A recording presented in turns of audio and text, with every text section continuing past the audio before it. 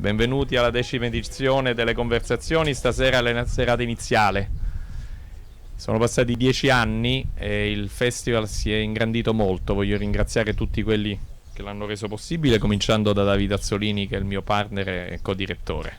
Non so dove sia in questo momento. Solo una brevissima cosa: in 10 anni siamo sbarcati a Roma, a New York facciamo 5 eventi al Guggenheim, alla Morgan Library, alla National Historical Society. Da quest'anno siamo arrivati in Colombia, abbiamo fatto 2 eventi a Bogotà un paio di mesi fa, e il mese prossimo Rai 1 trasmetterà 4 interviste delle conversazioni con grandi personaggi. Il primo è Meryl Streep, poi ci sarà John Turturro, Gaeta Lese e Paul Auster. Però questo è il posto dove abbiamo iniziato e vogliamo continuare a rimanere, e il nostro cuore è qui. Sono onorato per il 10° anno, per la prima serata, di invitare qui sul palcoscenico Miriam Toews. Benvenuta. Voglio ringraziare nell'occasione l'editore Marco Simarros, vi ringrazio di cuore, e il libro di Miriam che è uscito da poco, I miei piccoli dispiaceri, credo che sia il caso letterario non solo del momento ma di quest'anno. Benvenuta. Grazie. Sono molto felice di essere qui. Grazie, grazie. E voglio anche dirvi quello che sapete già: il format delle conversazioni lo conoscete. Abbiamo chiesto a Miriam e a tutti gli autori di scrivere un brano per noi. Adesso Miriam lo leggerà e a partire da questo inizieremo una conversazione. Grazie. If you want to start your reading. Okay. Oh, you have it here. Is it here? Yes, it's Oh, here. okay. Maybe we need another book, but it's fine. That's okay. We'll find yours. I didn't have that book. Oh, no. Oh. Okay. There it is. Okay. I was born and raised in Steinbeck, Manitoba, Canada's most conformist town. Of all the towns and cities in Canada, it has the most rules and the darkest forms of punishment for breaking them.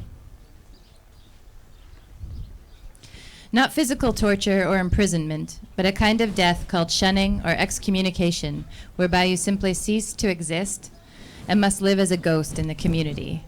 Or leave, and that's not as easy as it sounds, when this community is all that you've known, and when you've been taught to believe that the outside world is a very dangerous place.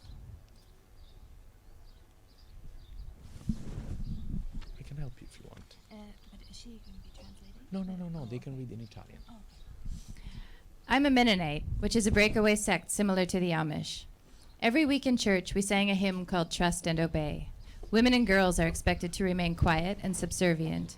They are certainly not expected to become novelists. Mennonites have been on the run for 500 years, persecuted, killed, and tormented for their religious beliefs. We are pacifists in theory and keep to ourselves in remote locations, away from the corrupting influences of the world. In essence, we are hiding out, practicing the same traditions that we've always practiced, and waiting for death or for the rapture, when God will finally call us home. The members of my family had different feelings about the place. My father was wholly committed to the church and the Mennonite way of life. My mother harbored a not-so-discreet longing to leave the community, but would never leave my father. And my older sister and I made plans early in our adolescence to get the hell out of there as soon as we possibly could, which is what we did. I finished high school and left my community for good. I took the train directly to Montreal, the most liberal city in Canada, thousands of miles away from my hometown. My sister had already left 6 years earlier, and my mother cheered us both on from the sidelines, committed, as a good Mennonite wife is, to staying with her husband in a town she found oppressive, but so happy for my sister and I to have left it, to have chosen freedom and to have chosen life in the world, in spite of all the world's dangers. My sister and I were the first generation within our family ever to have left our small Kleine Gemeinde Mennonite community. But that's not the happy end to the story. By rejecting the community and the Mennonite church, my sister and I were also rejecting everything that our father believed in. And he suffered.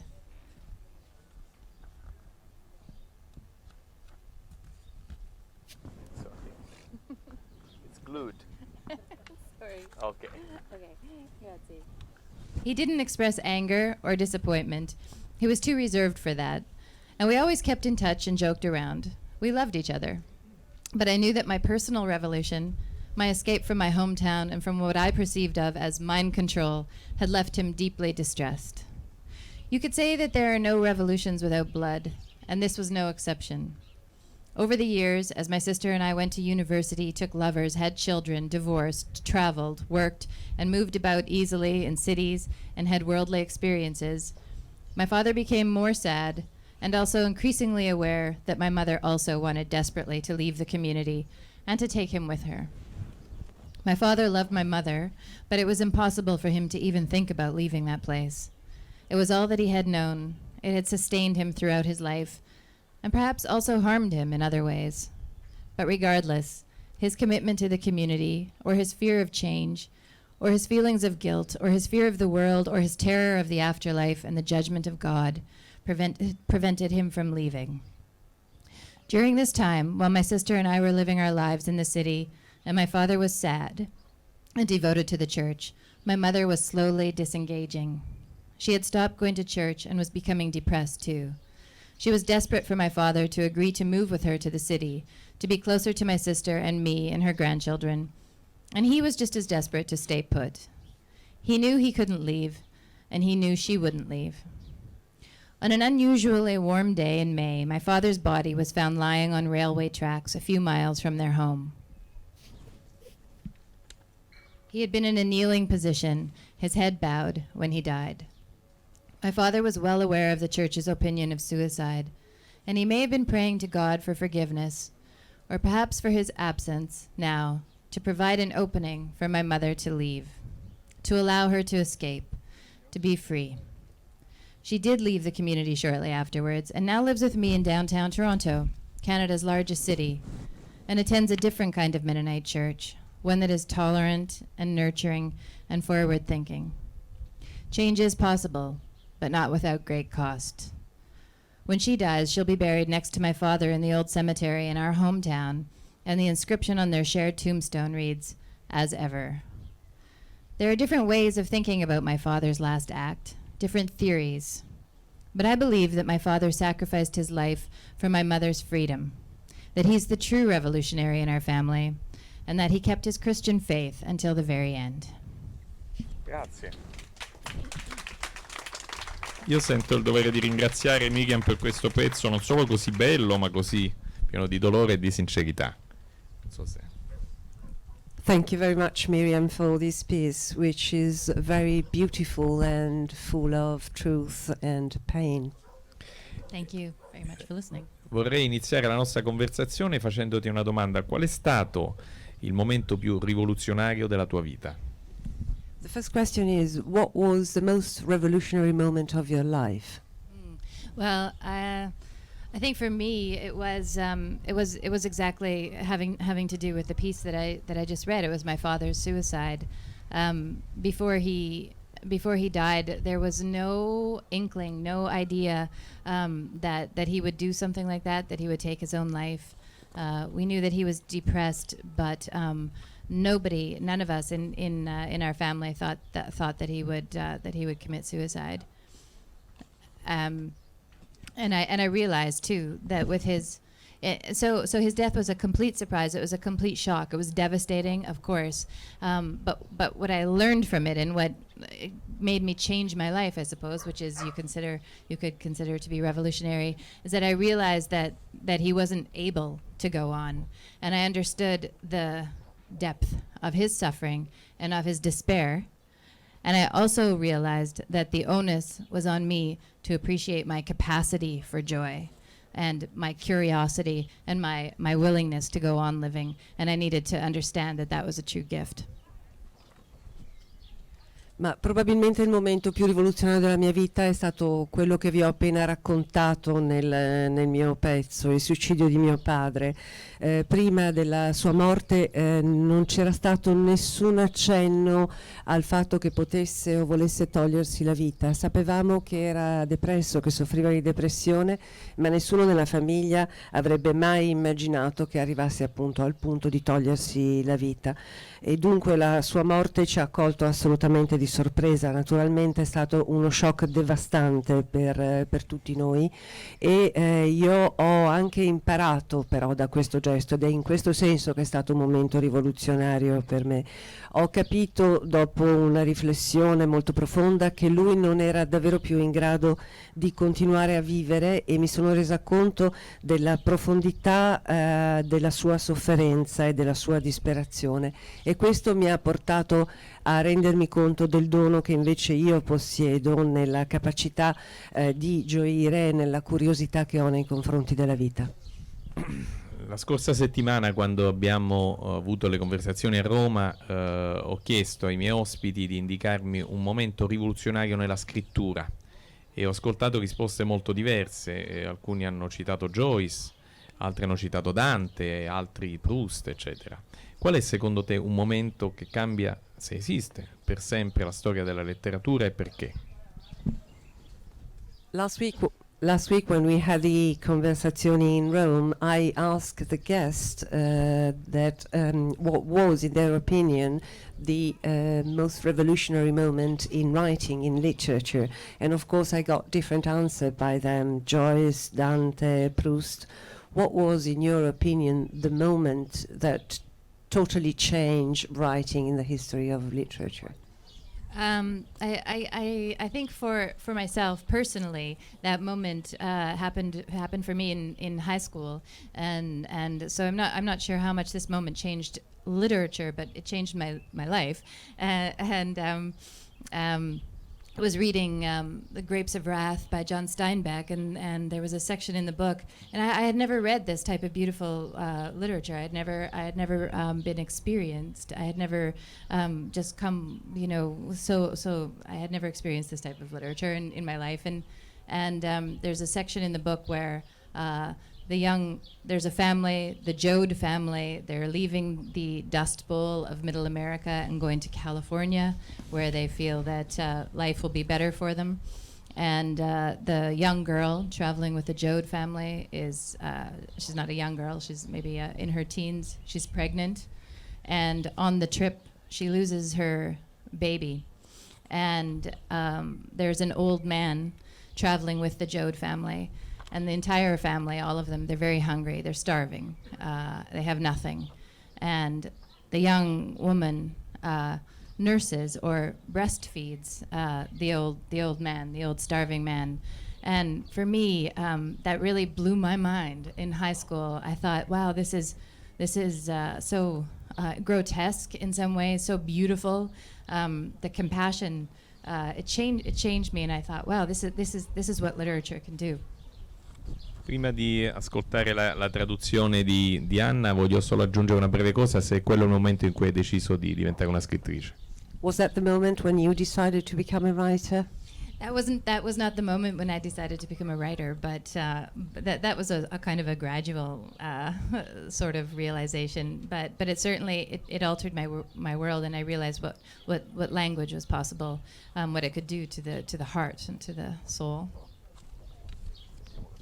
Personalmente il momento più rivoluzionario nella mia vita, non so se per la letteratura, se questo autore di fatto rifletta un cambiamento nella storia della letteratura, è avvenuto al liceo con Furore di John Steinbeck, quando ho scoperto una sezione in particolare, un capitolo di questo libro, che è quando la famiglia Joad decide di spostarsi dal Midwest americano per trasferirsi in California alla ricerca di una vita migliore, e insieme a loro c'è una ragazzina adolescente che è incinta, e durante questo lungo viaggio, lei perde il bambino.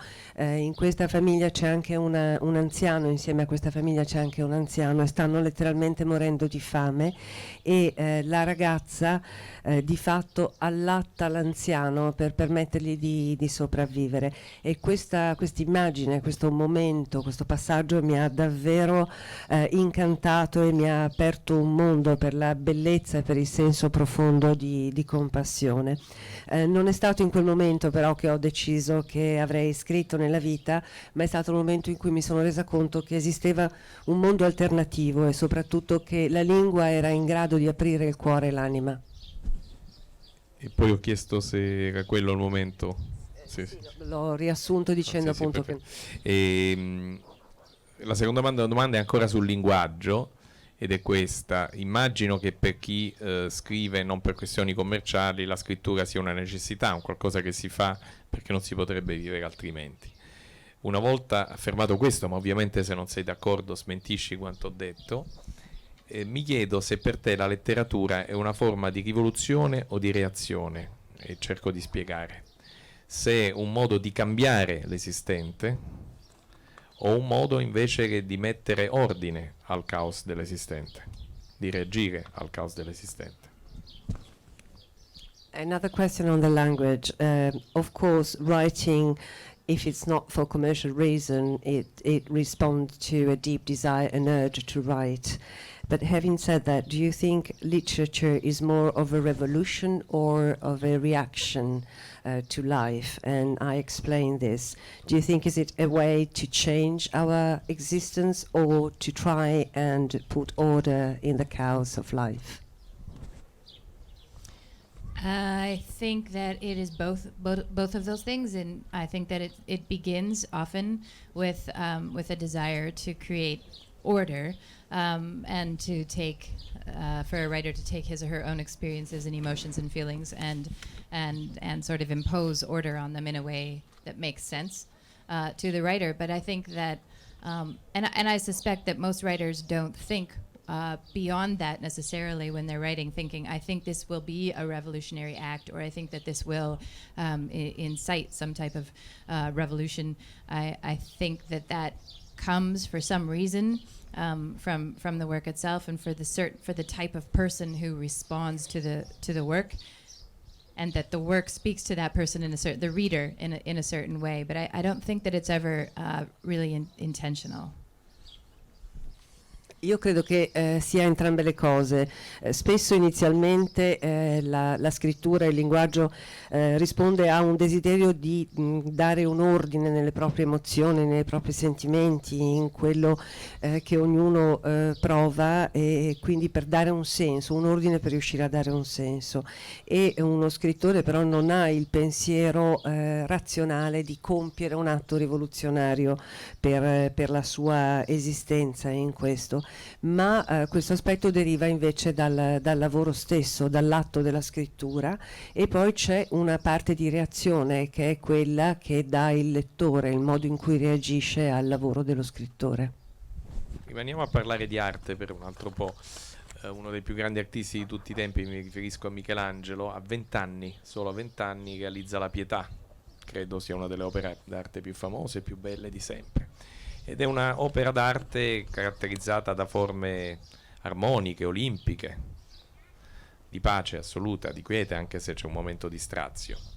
A 89 anni, l'anno in cui poi è morto, scolpisce un'altra Pietà, quella che conosciamo come Pietà Rondanini, che invece ha forme scomposte, quasi astratte, incompiute, come se con la maturità o con l'età anziana avesse capito che la ricerca della perfezione, dell'armonia è qualcosa di fallace, avesse ceduto all'incertezza, all'essere indefinito, che è parte fondante della nostra esistenza.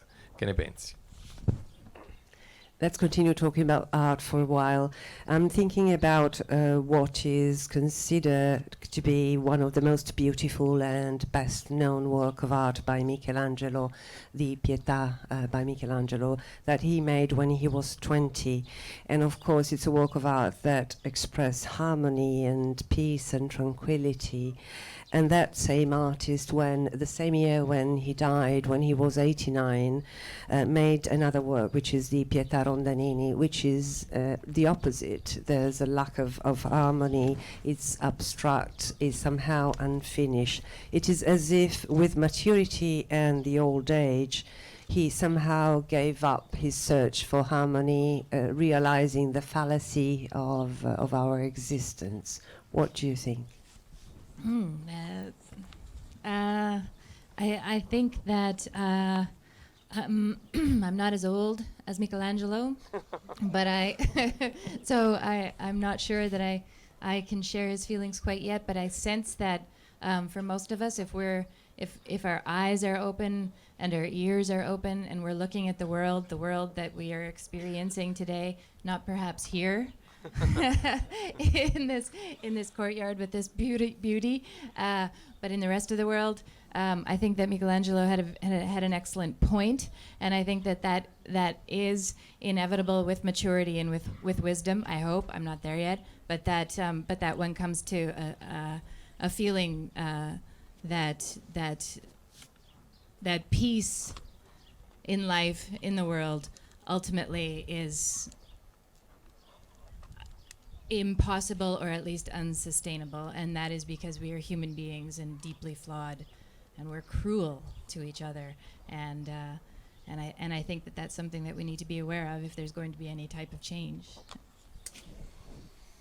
Non ho l'età di Michelangelo quando fece la Pietà Rondanini, quindi non posso dire che condivido al 100% il suo sentire, però credo che non sia necessario arrivare a tanto. Credo che la gran parte di noi, se apre gli occhi e le orecchie al mondo, come ne facciamo esperienza tutti i giorni, anche se non oggi, in questo meraviglioso contesto in cui ci troviamo, capisce bene che aveva detto una cosa molto giusta, aveva espresso una cosa molto, molto giusta, che probabilmente è inevitabile con la maturità e con la saggezza. La pace nella vita e in questo mondo in cui ci troviamo è impossibile o quantomeno insostenibile, e lo è perché noi siamo esseri umani e siamo appunto fallaci, e siamo soprattutto capaci di essere molto crudeli gli uni con gli altri, e di questo dobbiamo prendere coscienza.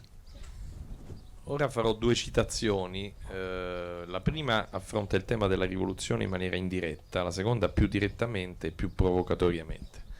La prima è di Gilbert Keith Chesterton ed è questa: il mondo è come lo videro i santi e i profeti, non sta andando né meglio né peggio, il mondo fa sempre soltanto una cosa sola, traballa, lasciato a se stesso non va da nessuna parte. Cosa ne pensi? I'm going to make two quotations, and I'd like you to comment on that. The first one is from Chesterton, and it is: the world is what the saints and the prophets so it was. It is not merely getting better or merely getting worse. There's one thing that the world does: it wobbles. Left to itself, it does not get anywhere. What do you think? That's thought-provoking. I like when he says it wobbles. Traballa. Wobbles is a great word. I don't know what the Italian word for wobble. Traballa, traballare. Left to itself, it doesn't change. Essentially, it's It doesn't go anywhere. It doesn't go anywhere. Left to itself, it doesn't go anywhere. I suppose it depends again how you define that in terms of going somewhere. It might. I'm really nervous. I don't know what to say. This question. I don't. The reality is that that I don't know how I feel about that statement. I feel so conflicted. I agree and I disagree. I'm sorry, that's a really unsatisfactory answer. But on the one hand, there is something about the world. There is something about the spirituality of the world, the energy that we create in the world, that fosters, that nurtures change. And there's something about those very same things that squelches change, and so we're left sort of in the middle. There's the wobbly compromise. I'm not saying this nearly as well as Chesterton or yourself. I'm sorry. Beh, dipende innanzitutto con cosa intendiamo andare da qualche parte. Sono molto nervosa perché non so veramente cosa rispondere alla tua sollecitazione, perché in realtà non so davvero che cosa sentire rispetto a questa sua affermazione. In parte sono d'accordo e in parte no, e mi rendo conto che la mia risposta è molto insoddisfacente. Però è vero che nel mondo c'è la spiritualità e l'energia che noi riusciamo riusciamo a dare, e questo inevitabilmente genera e alimenta il cambiamento, ma è anche vero che esprimiamo delle forze che invece schiacciano e ci troviamo spesso in una sorta di terra di mezzo, e quindi questa immagine del barcollare, del traballare mi sembra appropriata. Invece mi sembra che tu abbia risposto nel modo in cui la leggo io. La frase, la battuta di Chesterton dice più o meno che il mondo non cambierà mai, non facciamoci troppe illusioni, ma guai a non provarci. My interpretation, the way I see the statement, is that the world is never going to change, so we have to be very disillusioned about that, but we still have to try. Yeah, I think that I would agree. I think that I would agree with that. I do believe I think I am an incurable optimist, as we say. I do believe that for the most part, to live is to suffer. But I do believe that also that we have to try, and that even in the trying, even if we fail, that there's something worth trying. Sì, sono assolutamente d'accordo con te, io sono un inguaribile ottimista, penso anche che gran parte della vita sia sofferenza, ma dobbiamo provarci, dobbiamo almeno provare, ed è in questo che sta il senso. Non so perché mi è venuto in mente un libro che amo molto, che è Il vecchio e il mare di Hemingway.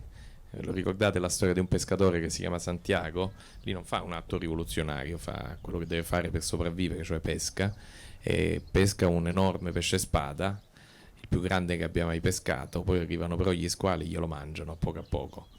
Lui ritorna a casa e rimane soltanto la lisca del pesce spada, quindi tutta la grande azione, il momento più eroico, più bello della sua vita è reso completamente inutile.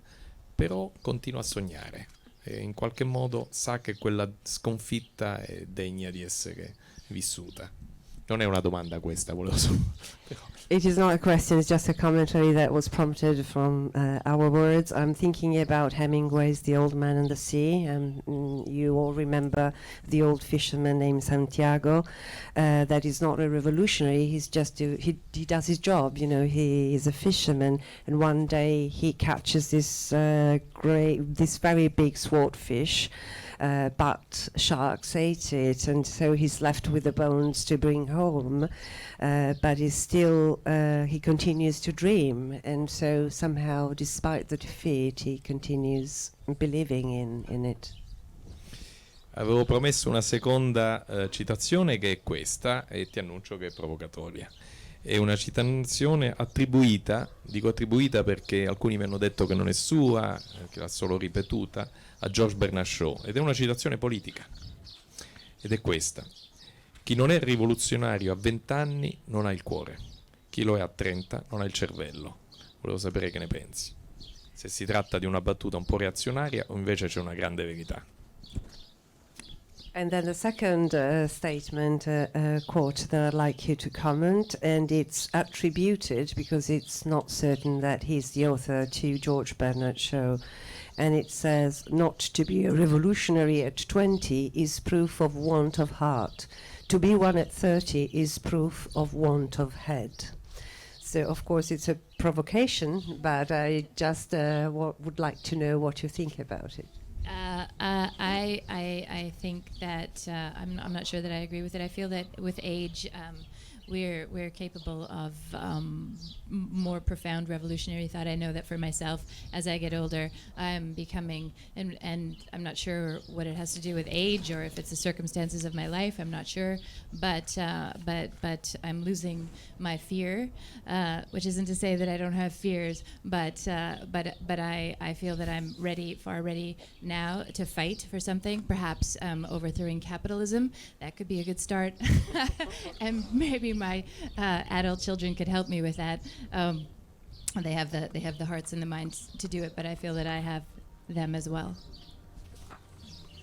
Non sono sicura di essere d'accordo con questa affermazione di George Bernard Shaw, e credo con l'età in qualche modo di avere anzi dei pensieri più profondamente rivoluzionari. Non so se questo dipenda dall'età o dalle circostanze della mia vita, ma è vero che ho meno paure rispetto a quando ero più giovane e sono molto più battagliera e desiderosa di combattere. Per esempio, vorrei eliminare il capitalismo, e in questo senso spero di poter contare sui miei 2 figli adulti che sicuramente hanno il cuore e la mente per poter cercare di conseguire questo scopo. Le 2 più famose rivoluzioni della storia, almeno degli ultimi 500 anni, hanno avuto un'evoluzione diversa, ma che alla fine ha qualcosa di simile. Mi riferisco alla rivoluzione francese, che è un momento anche straordinario, che ha influenzato la vita che viviamo anche adesso, ma che nei tempi brevi ha portato al Temidoro, a Barras, a Napoleone, alla Restaurazione, insomma.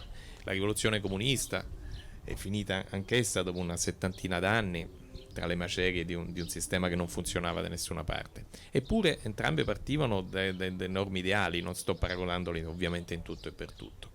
Mi chiedo mi chiedo e ti chiedo 2 cose. Innanzitutto, se le rivoluzioni sono destinate in un modo o nell'altro sempre a fallire, e poi se è vero sempre che le rivoluzioni mangiano i propri figli. Se ci pensate, i rivoluzionari si uccidono tra di loro, muoiono, ma di questo ne parliamo fra un attimo. We in the last 500 years, 2 are the main revolutions in the history of mankind, and they had different development, different evolution, but somehow have similarities. One is the French Revolution, that of course gave us a lot of things that we still have today, despite the reign of terror of the Thermidor and Napoleon and all that follows, and the suffering with that, and the Communist Revolution that failed as well after many years.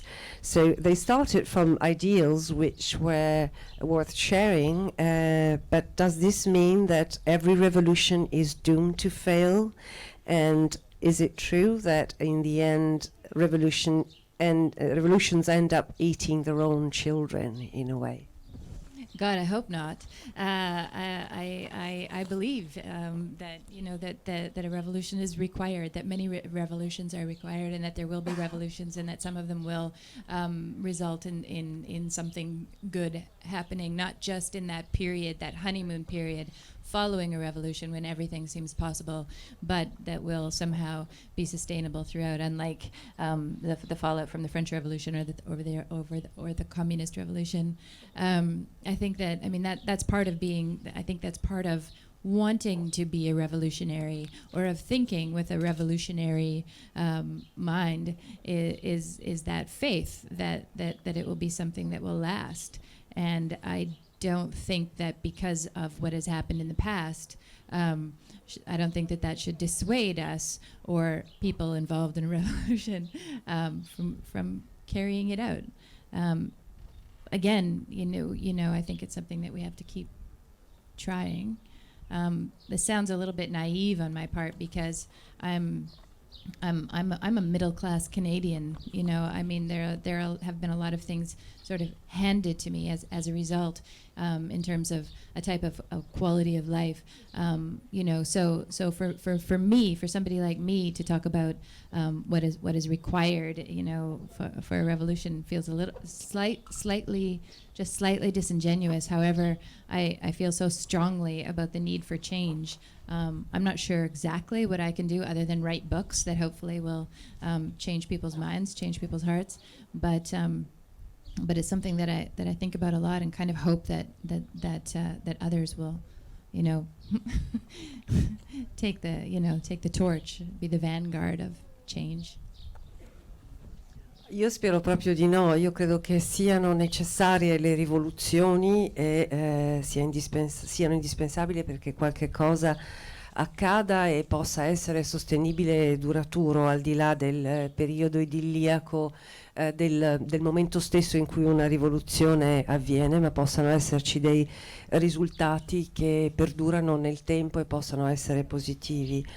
Io credo che questo faccia parte del voler essere rivoluzionario, dell'avere in qualche modo dei pensieri e una mente rivoluzionaria, cioè il fatto di continuare a conservare la fiducia e la fede che valga la pena di fare una rivoluzione per cambiare delle cose. E non credo che i fallimenti del passato debbano dissuadere, forse non tanto me, ma chi porterà avanti le rivoluzioni che sono necessarie oggi dal compierle, perché sono fondamentali. È importante continuare a provare. Forse posso sembrare ingenua, io in fondo sono una canadese della classe media che ha avuto tante cose, se lei trovate non ha dovuto lottare per conquistarle, quindi in termini di qualità della vita non posso certo lamentare, quindi può sembrare ingenuo da parte mia star qui a discettare in questi termini, però credo che sia invece molto importante continuare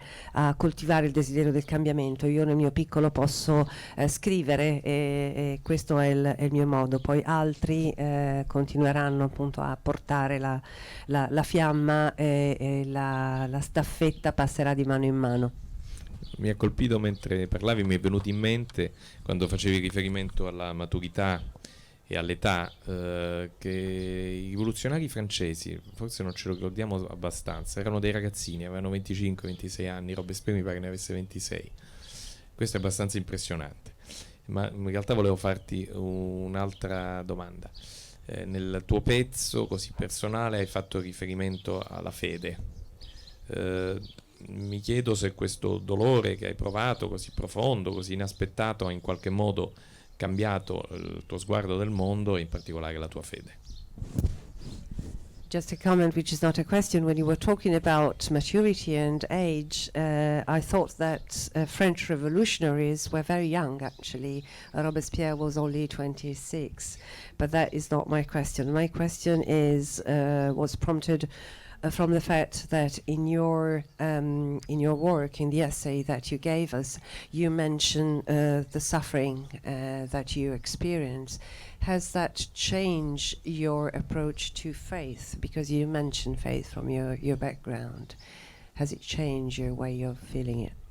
Well, I grew up in a very, as I said in the piece, a very conservative, very religious, conservative community that quite often struck me as hypocritical when I was growing up, and still does at times. There was a people often, I felt, mistook a kind of religious obedience with faith, so for me, I equated the two when I was young, and I thought, no, I am a person without faith. But that was simply because I felt that I wanted and was a person who could not adhere to religious, to sort of the tenets of the church, the laws of the church. When I got older, and now especially, I realized the importance of faith in people's lives, in my mother's life, for instance. And I feel that it's something that I would love to have, and I feel little awakenings of it inside of myself, and I think that eventually I'll be able to purge myself in a way of my very restrictive, oppressive background, so that I can create faith for myself. That's my goal. Io sono cresciuta in un ambiente estremamente conservatore e religioso, e spesso in questa comunità caratterizzata in questo modo mi colpiva, soprattutto da ragazza, l'ipocrisia di tanti comportamenti, e in qualche modo mi colpiva il fatto che l'obbedienza religiosa venisse fatta coincidere con la fede, e come tale io la respingevo, cioè io abbinavo questi due concetti che spesso erano messi in pratica dai membri della comunità, e di conseguenza mi dichiaravo senza fede, proprio perché ero contraria ai dettami e alle imposizioni. Crescendo, diventando più grande e più vecchia, ho imparato l'importanza della fede nella vita di tante persone, tra cui per esempio mia madre, e sento occasionalmente in me risvegliarsi qualche cosa che mi spinge a pensare che quando sarò riuscita un giorno a liberarmi di questa formazione così oppressiva che io ho avuto, possa effettivamente trovare la mia di fede. Questo è il mio obiettivo. La fede ovviamente non è dimostrabile razionalmente, anzi è qualcosa che la ragione in qualche modo rifugge, contrasta, eccetera. Ritieni che la fede sia un atto rivoluzionario? Do you think that faith is a revolutionary act? Faith is not something that can be proved with rational evidence, of course. But do you think it's a revolutionary act? Yeah, I think I do. I like to think that. I think that does make sense to me. I do believe that faith is a revolutionary act. It's like a revolution, often hoping against hope, believing in something bigger, a cause, and so there are similarities, absolutely, and I think that it's something that a mutual, a collective faith, whatever that is, in a community is something that brings a community closer together, and ultimately that's what we're attempting to do, I think, as human beings, is to connect, and I think that faith is a revolutionary act in that respect. Sì, mi piace pensare che lo sia, nel senso che condivide con il concetto di rivoluzione, con la rivoluzione stessa, e la speranza al di là di ogni speranza, il credere in qualche cosa di più grande di noi, il credere in una causa, l'avere un ideale, e questo può portare a una comunità che si raccoglie intorno a una condivisione in questi valori, a sentirsi più unita, e in fin dei conti noi esseri umani è questo che cerchiamo, di essere più vicini, di entrare in contatto. Dato che in questa fase stiamo parlando di fede, cito uno scrittore che amo molto, che amava molto Capri, tra l'altro, che è Graham Greene, e che in particolare in un libro molto bello che si chiama Il potere e la gloria fa dire al suo protagonista che la rivoluzione politica ha sempre bisogno di uomini forti e perfetti, altrimenti degenera subito, mentre non è così per la rivoluzione cristiana, basata su uomini anche vigliacchi e peccatori. Cosa ne pensi? I'm thinking about Graham Greene, that loved Capri, by the way, and who said that a political revolution always needs strong and perfect men, otherwise it would become corrupt immediately, while that was not the case with a Christian revolution carried out by men who were also cowards and sinners. What do you think? I don't know any men who aren't cowards and sinners at some point in their lives. men and women, all right. you just added that now. I don't think there's any action carried out in life that isn't carried out by cowards and sinners. We're all cowards and sinners in that context. I think that Graham Greene's statement is true to a certain degree, but I feel too that the idea of revolution, even if we think of something as literal in terms of a revolution, as the Occupy movement, for instance, which has made strides and continues to, it's a little bit dormant perhaps right now, not necessarily, but there's no leader really. I mean that's part of the Occupy movement and other sort of grassroots and anti-corporate movements going on. That leaders are not that idea of a leader is unnecessary for a revolution and for cohesion, and I'm intrigued by that, and I think I agree with that. Non conosco uomini o donne che non siano a un certo momento della loro esistenza stati vigliacchi o peccatori, quindi in questo senso ognuno di noi lo è, l'affermazione di Graham Greene è assolutamente condivisibile.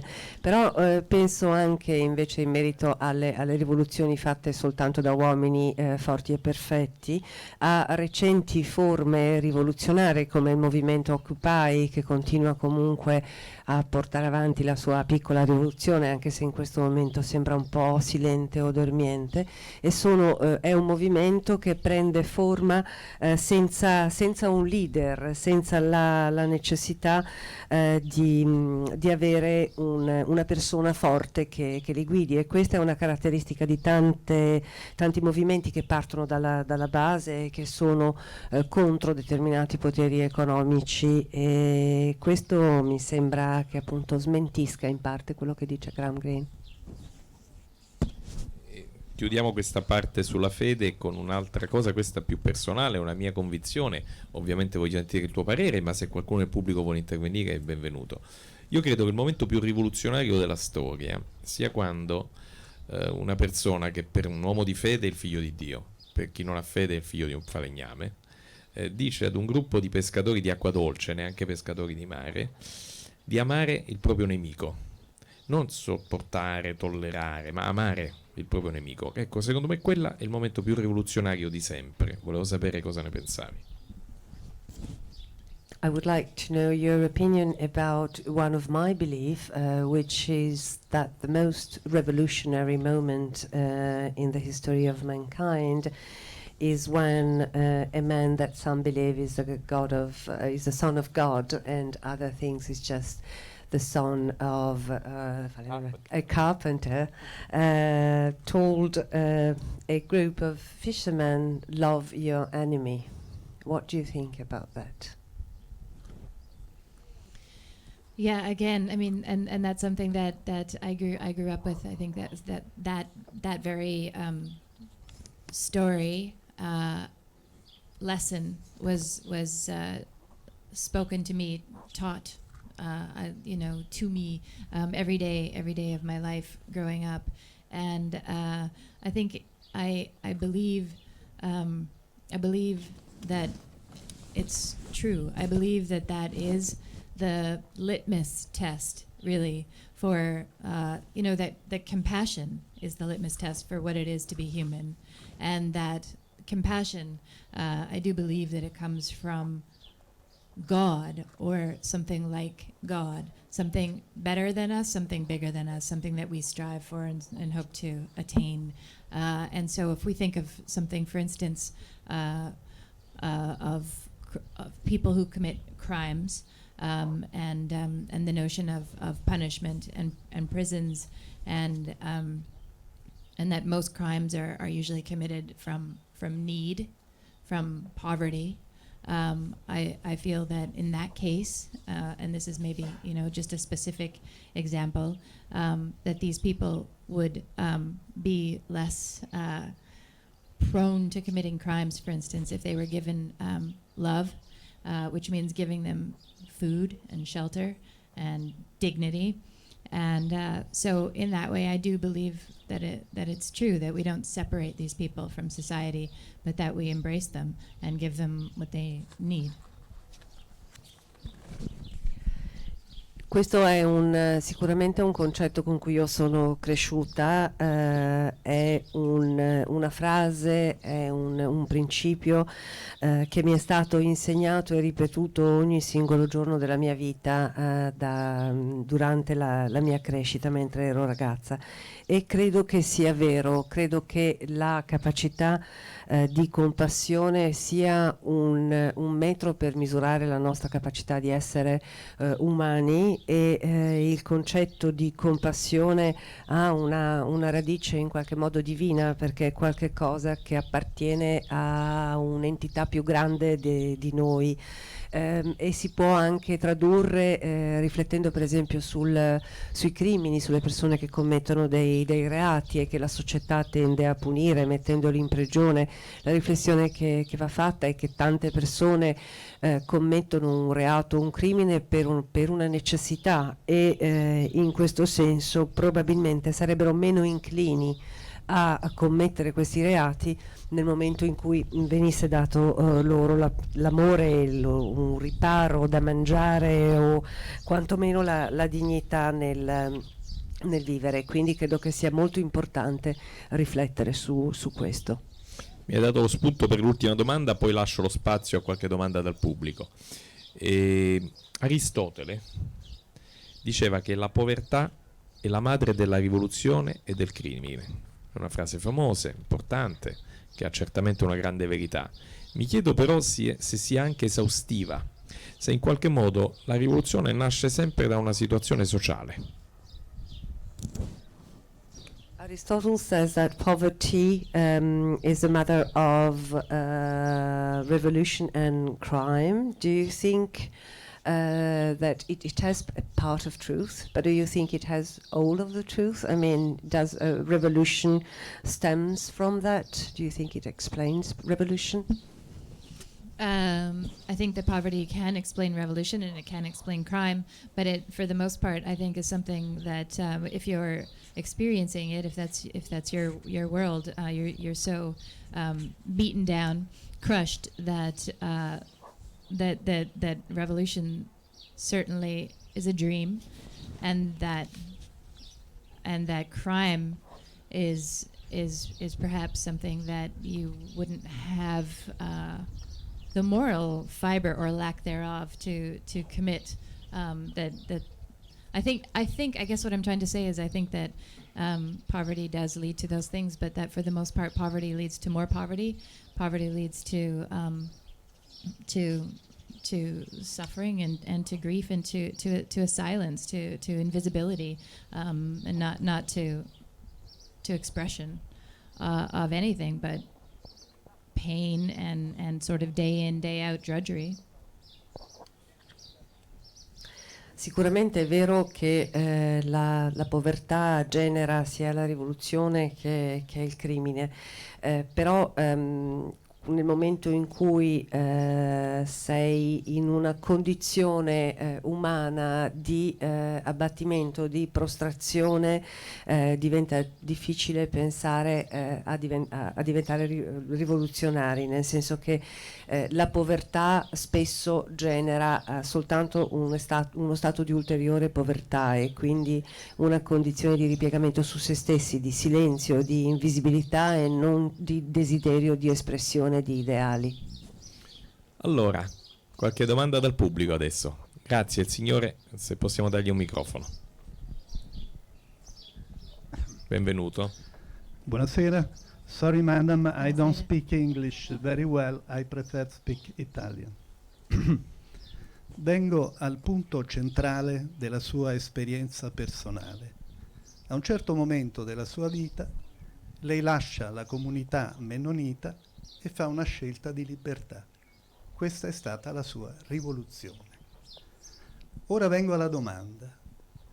Lei è proprio sicura di aver cancellato la comunità mennonita, i valori e le regole di questa comunità, i principi morali della sua fede religiosa? Le dico la mia impressione. Dal racconto che lei ha letto e da quello che lei ha detto questa sera, si intravede in lei una spiccata personalità che si connota per il rigore etico e per la grande pulizia morale. Non pensa che questi valori che lei ha siano il retaggio della sua educazione mennonita? E allora la domanda, ma alla fine lei è rimasta mennonita? Mi sbaglio? I get straight to the point of your personal experience that you describe in the essay that you wrote for us. You, of course, left your Mennonite community searching for your freedom, and you made your own revolution in taking this decision. But are you sure that you actually deleted your background, your Mennonite background, in terms of values and rules and moral principle? Because my impression is that you have a strong personality, but also a strong ethical code and moral principles that somehow come from that, from your background. Thank you for the question. That's the statement. That is actually a question that I ask myself almost every day. Have I really left my community behind? And at times, as I get older, I think really I haven't. It's so ingrained, this notion of morality, of the the Christian faith, like the very true and genuine tenets of the Christian faith, which is to love our neighbor, to love our enemy. And although I didn't experience that every day growing up in my community, certainly not. It was a lesson that I took to heart, and that I don't always succeed at doing, but that I try. I think that there are things about my community that have stayed with me that I miss so much. There's a subversiveness within my community that comes easily when you're up against a very rigid set of rules. It doesn't take much to be subversive. With that subversiveness comes a type of humor that the Mennonites share. And I know it, and I can identify it as soon as I'm with other Mennonites, and I miss that very much. It's dry and it's subtle, and it has to do with sort of throwing stones at the castle walls, and I think so. And sorry to be going on, but I think it's a combination of things. Conversely, on the one hand, it is a kind of following a certain moral code. Inspired by the Christian faith, and on the other hand, it's fighting against those sort of powers that be, the powers within a community and that authority that interprets that code. Questa è una domanda che io mi faccio tutti i giorni. Ogni giorno mi chiedo se ho davvero lasciato la mia comunità d'origine alle mie spalle, e con l'età la mia risposta è sempre di più no, perché c'è qualche cosa che è rimasto quasi connaturato in me, che è sicuramente una sorta di codice morale, di principio etico. È la fede cristiana e il dettame, appunto, ama il tuo vicino e ama il tuo nemico, sono dei concetti che sono rimasti nel mio cuore e mi accompagnano, fanno parte di me, e ci sono cose che tuttora mi mancano, che io sento di avere, che mi mancano della mia comunità, e cioè un certo spirito sovversivo nel momento in cui sei sottoposto a regole comportamentali molto rigide. Diventa naturale sviluppare un grado di sovversività, e con questo viene un umorismo, ed è un umorismo che io riconosco immediatamente appena mi trovo insieme a degli altri mennoniti, piuttosto caustico, ma rientra proprio nello spirito della comunità stessa.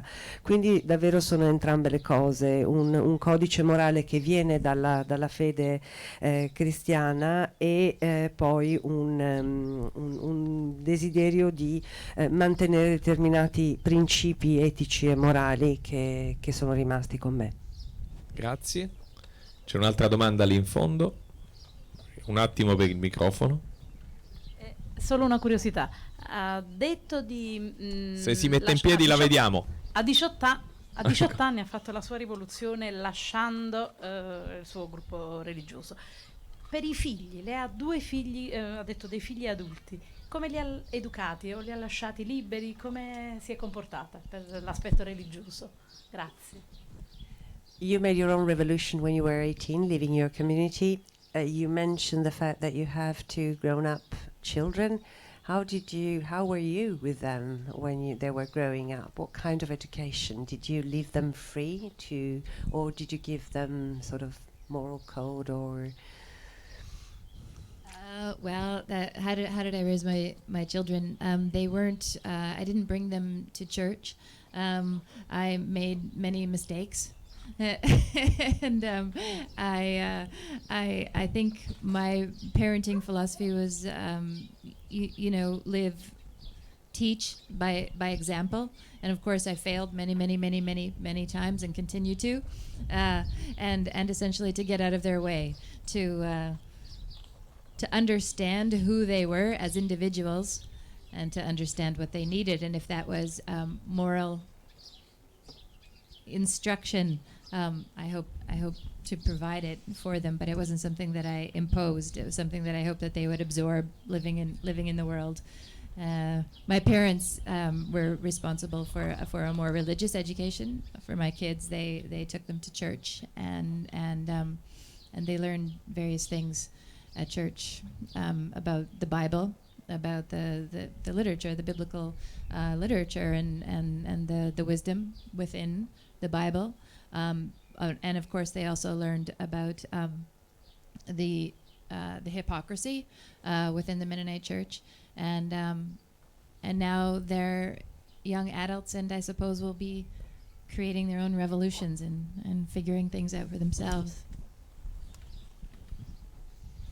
Non li ho portati in chiesa, i miei figli, e ho commesso molti errori in realtà, perché ho pensato che il miglior insegnamento che potevo dare loro era il mio esempio, essere me stessa, e ho fallito molte volte.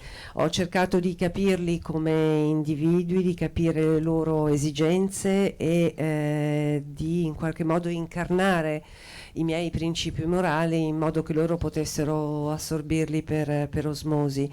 La parte dell'educazione religiosa dei miei figli è stata fatta dai miei genitori, che li hanno portati in chiesa, e questo ha permesso loro di conoscere la Bibbia, la letteratura biblica, la saggezza e anche l'ipocrisia della chiesa mennonita. Adesso sono appunto dei giovani adulti e spetta a loro compiere la loro rivoluzione. C'è tempo per un'altra domanda, se c'è. Prego signora, un attimo sul microfono. Sì. No, ho letto il suo libro sui piccoli dispiaceri. I miei piccoli dispiaceri. L'ho finito ieri sera, per cui sono molto emozionata a fare questa domanda, perché mi ha molto colpito. Volevo sapere l'azione del suicidio rispetto alla sorella della protagonista, è un'azione rivoluzionaria o è soltanto una dire basta al proprio dolore, mentre invece l'azione... Non racconti tutto il libro però, perché no. spero che lo acquistino in molti. No, l'azione della sorella, della protagonista, che invece vuole aiutare la sorella nel suicidio, è un atto di compassione, di amore, di cosa, e questo non è sovversivo rispetto alla fede di cui lei ha parlato o a cui è appartenuto da ragazza. Grazie.